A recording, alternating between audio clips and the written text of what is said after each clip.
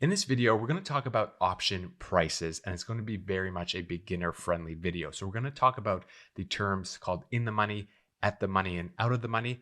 And then we're going to break down what makes the price of an option. So there's intrinsic value and extrinsic value, and we're going to cover those terms in this video. So I'm Tyler Stokes from StokesTrades.com. I'm on a mission to become a full-time day trader, and I'm at the stage now where I'm studying options, and this is our third sort of tutorial about options. We did one which was an introduction to options, what they are, and we talked about buying options. Then we did a video about selling options, and now we're talking about option prices. So let's jump right into it. And the article that I'm referencing here, you can find below in the YouTube description. And then we're going to jump over to the whiteboard and actually do some examples. But before we talk about the components of the price of an option, which is its intrinsic and its extrinsic value, I thought it was important just to go over the terms in the money, at the money, and then out of the money. So let's start with in the money. And these terms are sort of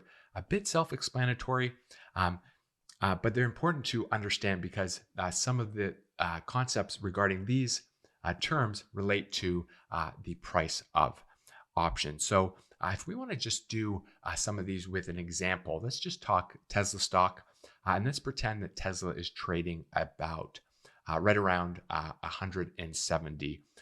So if we think of a call option that has a strike price of $150, so remember, a call option gives you the right to buy a stock at a certain strike price before the expiration date. So if that strike price was $150, so we have the right to buy at $150, and Tesla stock is currently trading for $170, we've got $20 worth of profit there. We could buy at $150 because that's the right that we have within our contract, and we can sell at $170, making $20 worth of profit per share. That option is in the money. If we exercised that option right now, we would earn a profit. It is in the money. On the flip side, a put option, remember, a put option gives you the right to sell the underlying stock at the strike price before the expiration date. So in an example, if we owned a put option where the strike price was $190 and Tesla's fallen down to $170, that option is in the money. We have the right to sell at $190, but the stock is currently $170. We can buy $170, sell instantly at $190. We've got $20 worth of profit there. That option is in the money. So those are the call option and the put option examples of something that's called in the money. And it refers to when you're buying options. So you've bought a call option, you've bought a put option. If you exercise it and you earn profit, that option is in the money. At the money, basically, if Tesla was trading at around $170 and you had an option with strike prices right at 170 or very close, that means that that option contract is at the money. So when the strike price and the stock price are very, very much the same, are very close or the same, that option is called at the money. And then out of the money is a little bit self-explanatory here with a call option. So for that example, if we had a Tesla call option with a strike price of $190, so that gives you the right to buy Tesla at $190. However, in our example, Tesla is currently trading for $170. That option is out of the money. You would not want to buy the stock at $190 if it's currently valued at $170. So as the buyer, someone who owns that option, you have the right to exercise that option. You would never do that. It is out of the money. So that's in the money, at the money, and out of the money. And the reason we covered that is because options that are in the money have this thing called intrinsic value. So this is like the first component of what makes up the price of an option, the premium of the option. And there are sort of two formulas for understanding what intrinsic value is. And basically for call options, the intrinsic value equals the stock price minus the strike price.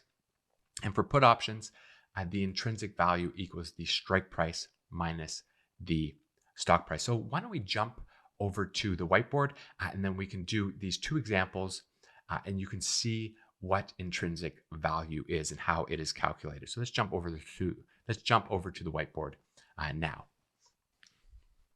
Okay, so let's first just do an example of a call option.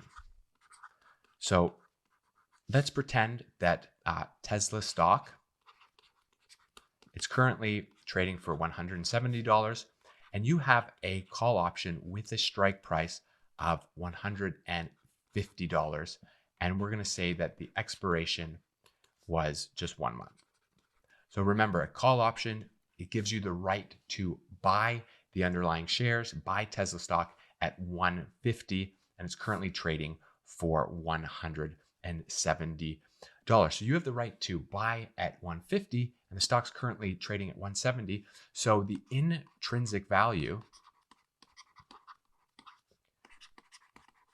for this call option is going to be the stock price, so 170 minus the strike price, which is 150, and that's going to equal $20. So the intrinsic value of this call option at this very moment is $20. So the price of this option has to be at least $20. It has to be at least the value that you can get if you exercise it and it is in the money. So now if we did the other example, the put option, remember for our put option, it's going to be the same thing, but for this example, we had a strike price of 190. So that's the strike that we bought this put option on, if we were just pretending that. So for this one, it's going to be the strike minus the stock price. And that's the intrinsic value. So this one is going to be 190 minus 170. So the intrinsic value of this option, of this put option, is going to be $20 as well. You have the right to sell at 190. The stock's currently 170. You buy 170, sell at 190. You've got $20 of profit. The intrinsic value of this option is $20. And the same with our call option. We have the right to buy at 150, and Tesla's trading at 170. So we do the stock price for the formula minus the strike for the call options. And 170 minus 150, we've got $20 of intrinsic value. So this represents the intrinsic value of these call options and these put options. So that's the first component of what makes the price of an option. So if you wanted to, buy this call option or you wanted to buy this put option, it would at least be worth $20. So the price of these options would at least be $20 because that's the value you can get if you exercise them at this very moment. So let's jump over to the article and continue on and then put the other piece of the puzzle in the price of an option, which is the extrinsic value. Okay, so let's just go over this quote one more time because it is important. It states that the price of an option in the market, it's always at least the value of its intrinsic value when it is in the money. So those two examples we just did on the whiteboard, that call, that put, the intrinsic value was $20 there. So that option has to be at least $20.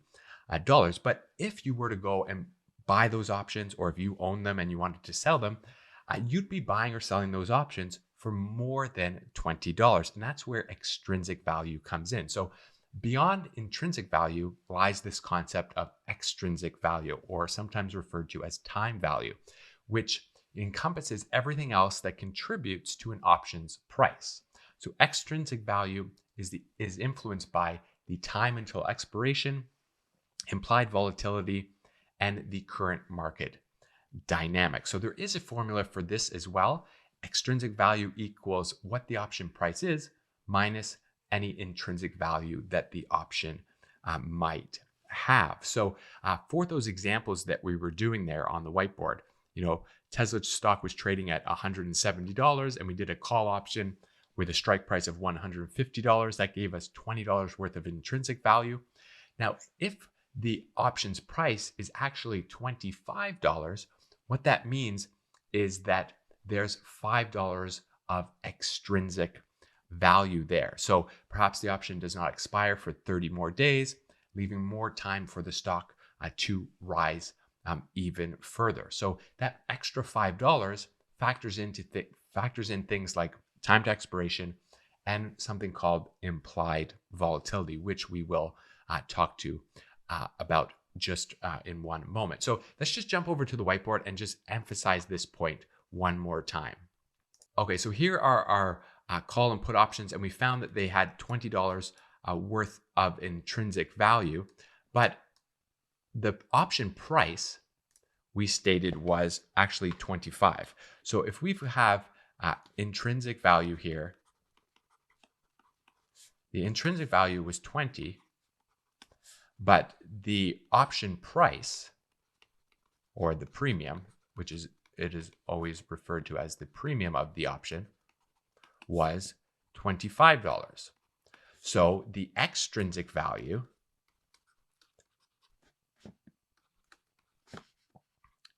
is going to be the price of the option, 25, minus the intrinsic value, and that's going to be $5. So this $5 is represented by the time till the option expires and something called implied volatility, which we will get to in a second. So if we just compared an option that expires in 30 days versus an option that expires in 60 days. And let's pretend that for this option, it is priced here at $25. So the extrinsic amount here is $5. And if you think about a stock like Tesla, a lot can happen in 30 days. The price could jump up by 5% or 10% even in a single day. So if this option has 25 days left to expiration and it's worth $25, that's the price of it. That's the market saying that the $5 of this option is made up of this extrinsic value, meaning that a lot of things might happen in the next 30 days. There's a high probability that the stock goes up even higher. Therefore, the price of the option is including this in this extra $5. So what would we think would be the price of the exact same type of option, same strike price for the same stock Tesla, but instead of it expiring 30 days, it expires in 60 days? Well, it's probably going to be higher. Now, I'm just sort of making these numbers up, but it's probably going to be higher. Maybe it's $30. And that means that there's $10 worth of extrinsic value in that specific call option because there's more time left till expiration date. There's more probability that this option will become more profitable because there's 60 more days where Tesla price could go up even higher, making that option contract even more profitable. Remember, for this example, we had a call option where we were able to buy at 150. Stock's currently 170. If it goes up, even higher, there's more probability that will happen in 60 days as opposed to 30 days. Therefore, there's more extrinsic value. Therefore, that option is priced higher. It would be $30 versus 25 in just these examples. So that's what extrinsic value is. It's made up of the time until the option expires and something called implied volatility. So if there's one takeaway here, it's that options that have a longer time until they expire will be more expensive. So if your call option on Tesla expires by the end of this week, there's not a lot of extrinsic value left. The time until expiration is approaching, so there's not a lot of time for that stock to rise even further. Whereas if you had 60 days left on your Tesla option, a lot can happen in 60 days. Therefore, there's a lot more extrinsic value in that option. There's more probability that it'll rise even higher, so the option is priced higher. So for longer expiration dates, the options of that price, everything else being equal, will be higher. So that's the time sort of value in the extrinsic value component of the price. Now let's jump back over and talk about this thing called implied volatility. So implied volatility is like the stock market's best guess at how much a stock's price might jump around in the future. So this isn't about whether the stock is going to go up and down. It's more about how big the moves can be in either direction. So if we want to kind of simplify this, implied volatility sounds like a little bit of a confusing term. Sometimes, the jargon with finance terms can be a little difficult, but when you break it down, you can understand it a lot better. So, you could replace the word implied with something like suggested or hinted at. And then volatility, that just refers to how much a stock price jumps around throughout a given time period. So if you think of a stock like Tesla, it's going up and down quite a bit throughout the year. Value could go up by 50% in a few months, whereas some other stocks that aren't as volatile might just stay steady and just kind of move sideways for a very long time. So they're less volatile. So we could say that the suggested volatility of a stock, it's hinted at by the current prices of options for that stock. So if we just kind of think back to what makes up the extrinsic value, it's the time till expiration, but it's also this thing called implied volatility. So stocks that are more volatile will have option prices that are higher. And those option prices that are higher, that high price for those options is implying that the stock is volatile. So in essence, the suggested volatility, it's a clue about the expected ups and downs in a stock's price as seen through the lens of options prices. So there's a little bit of a feedback loop or a cycle here where as the options prices are indicating that there's implied volatility, but market sentiment and some analysis might also play a role in predicting that a stock is going to be volatile. So we'll get to that discussion a little bit more, but let's just go over implied volatility in terms of a percent so we can really understand it a little bit better. And then we'll talk about this sort of feedback loop that's happening with the price and implied volatility. So in terms of percentages, when a stock has an implied volatility of say 50% or 15%, these percentages, they give you an idea of how much the stock is expected to move over the given year. So implied volatility of 50%, 50, this suggests that the market expects the stock to be more volatile. In similar terms, the market's predicting that the stock's price could go up or down by 50% based on the price of its option. So the higher the level of volatility, indicating that the stock price is expected to swing quite a bit. Now, if you looked at 15% implied volatility, 1-5, that suggests that the market expects the stock to be less volatile. This means the market is predicting that the stock's price could move up or down by 15% over the next year. And it's important to note that these percentages, they don't predict the direction of the price movement. They only give you an idea of the magnitude of the possible movement. And again, higher implied volatility often means higher option prices because there's a greater potential for the stock to make a significant move, which is going to be profitable if you're holding on to an options contract. So when I was researching this and learning about this, I was wondering, what kind of comes first? And it kind of reminded me of, the chicken and the egg scenario. And I actually asked ChatGPT this question. And this is the information that it provided for me. And this is a bit more of an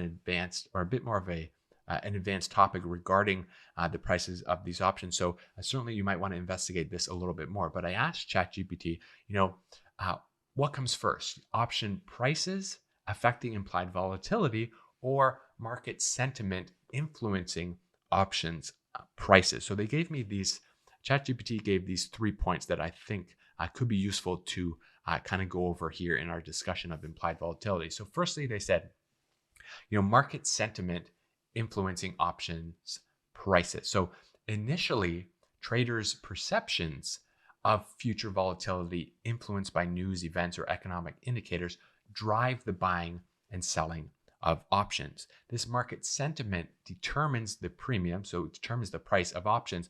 For example, if traders believe a stock will be highly volatile, they might be willing to pay more for options to buy or sell the stock, driving up options prices.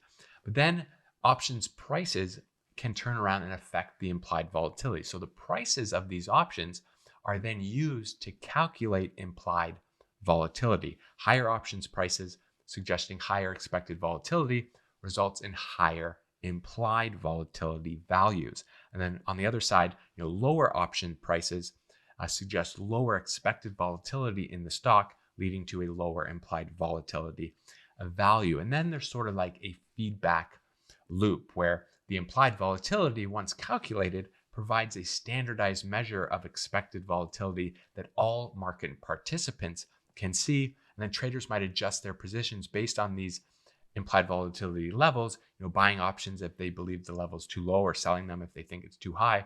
And then this adjustment positions can influence prices of the options again. And then it sort of starts and continues this cycle. So in essence, market sentiment and expectations maybe initially shapes options prices, which then define implied volatility.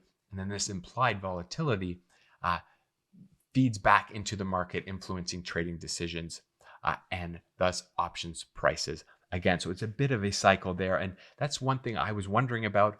And then I asked ChatGPT that question. That's the answer that I got. So I certainly would recommend you look further into that side of it if you want.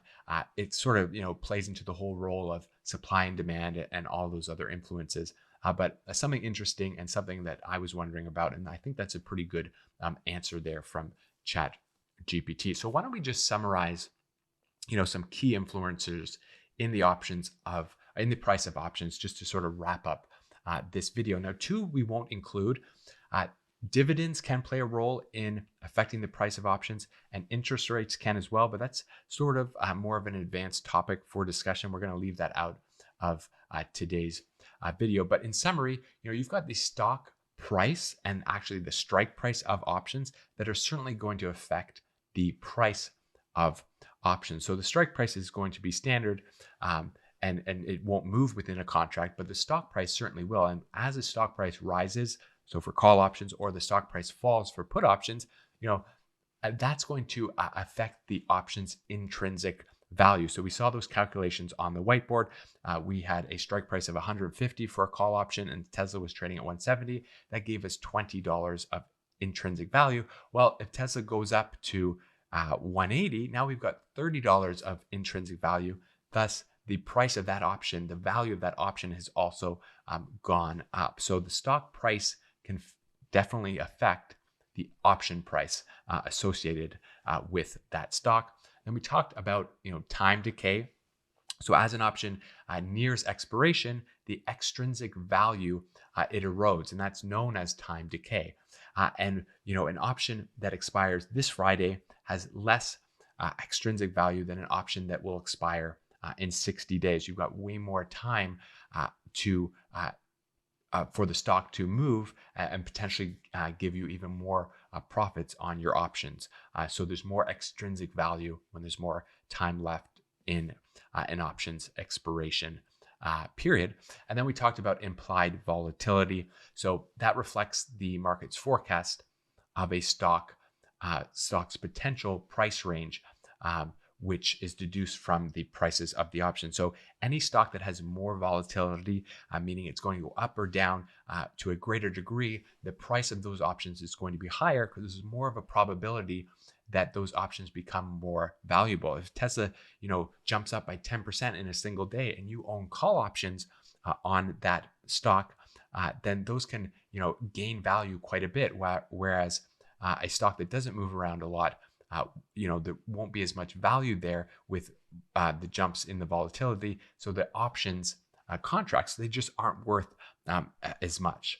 So implied volatility certainly plays a role as well. So I think that's a good summary there. We talked about in the money, at the money, out of the money, and then what makes up the price of an option is this intrinsic and then this extrinsic value. So I hope that you found this useful. Subscribe to this channel. And if you're interested in becoming a day trader, you can download my 6-month blueprint that sort of outlines all the things that I'm doing on this journey to become a full-time day trader. So thanks so much for watching. Subscribe to the channel, and I will see you in the next video.